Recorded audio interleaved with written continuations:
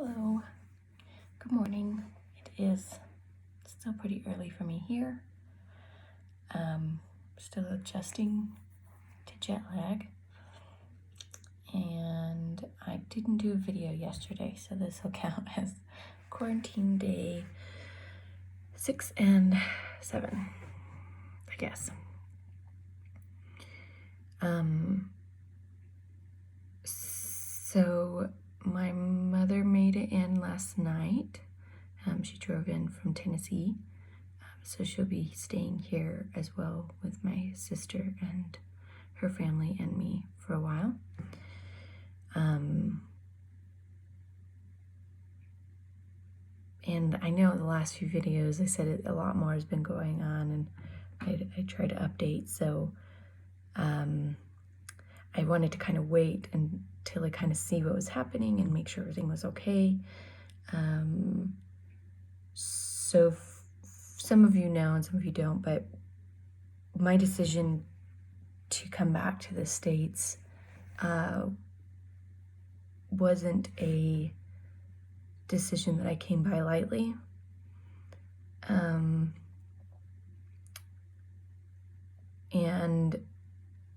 in my initial video of sharing that I was going to be coming back and documenting the craziness and chaos of traveling through the airports, I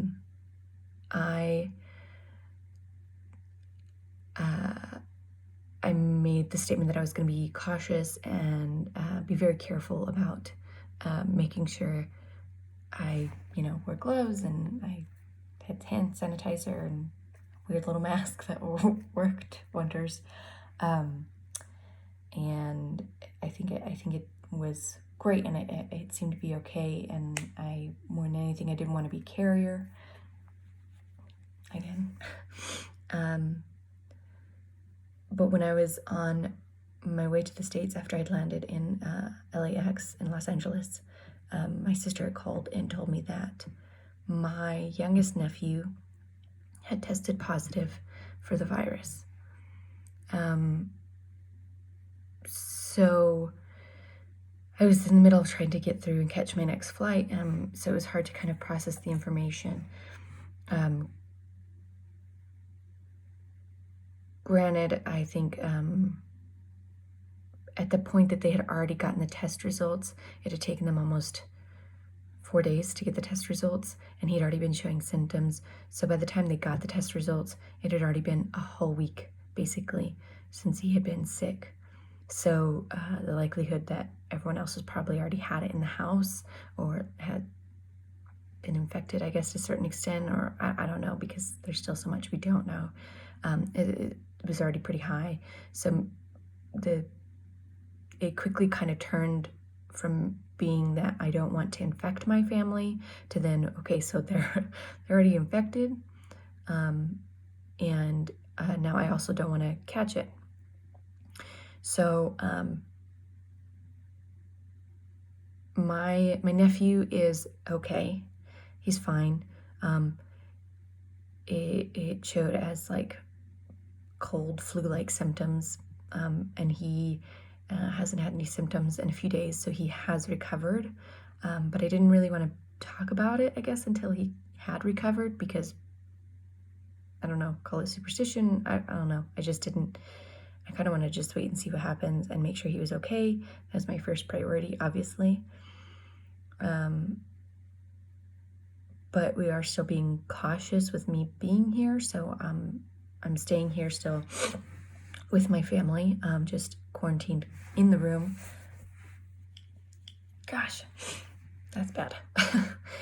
Quarantined in the room, and trying to be very cautious that I don't catch anything from anyone now.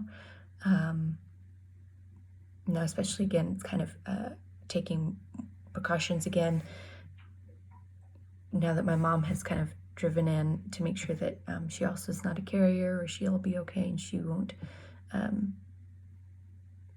get sick, I guess. There's a lot of uncertainty, obviously, around the virus itself and what's happening. So everything really is just kind of watching and waiting. Patience is absolutely not my strong suit in any shape or form. So this is torturous, I guess, of just kind of waiting to see what happens and see if everyone's okay and what's going to happen next. And just a lot of waiting. And learning there is value in that, obviously. That being said, I'm not doing other things. But my mind is really preoccupied right now, so it is really difficult for me to focus so much. There's a lot of great courses. There's a lot of people learning and like teaching things online for free. There's free books you can download and movies you can watch, and it's amazing to see what's come of this and how many people have come together with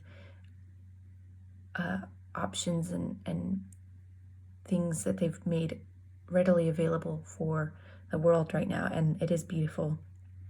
I, however, cannot seem to focus on something longer than about 4 minutes, maybe. That's probably generous. I can't even watch shows. It just nothing. Just very unsettled, and my anxiety and depression is definitely rearing its ugly head in full force. So that being said, I say that a lot, don't I? That being said, my nephew is okay, and he seems like he will be okay.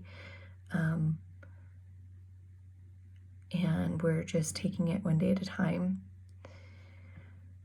1 hour at a time, sometimes 5 minutes at a time. So, yeah, I just wanted to let you all know what is happening.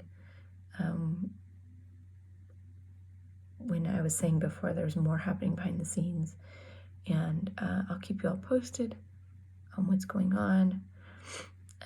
Obviously, for everyone, I'm sure things kind of are up in the air and change